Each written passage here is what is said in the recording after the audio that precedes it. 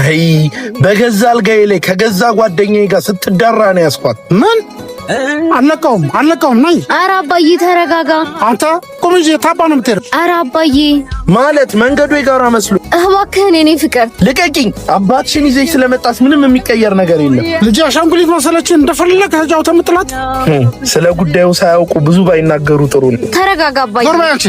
ድሮም የማይሆን ሰው ጋር ሄደሽ አንቺ ነሽ የምታወርጂ። ለምን አግኝታ ዛሬ እንደዚህ ልትዋት ነው? ለምን ተወሽ ብለው ጠይቀዋታል። አባ ተው በቃ እኔ አናግረዋለሁ። ምን ትሸሻለሽ? ንገሪያቸው እንጂ።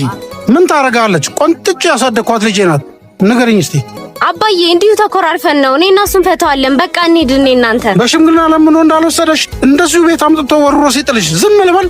አይ በገዛ አልጋዬ ላይ ከገዛ ጓደኛዬ ጋር ስትዳራ ነው ያስኳት። ምን የኔ ልጅ? አባዬ እውነት ነው ልጄ? እናትሽ በገባችበት ጉድጓድ ዛሬ በገባሁ። እርሶ በአንድ ልጆት ነው የተካዱት። እኔ በገዛ ሚስቴም እንደ ወንድሜ በማየው በጓደኛዬም ነው የተካድኩት። እየመጣችሁ ቁስሌን አትነካኩት። እዛው ቤታችሁ ጨርሱ። አወይ ክፉ ዘመን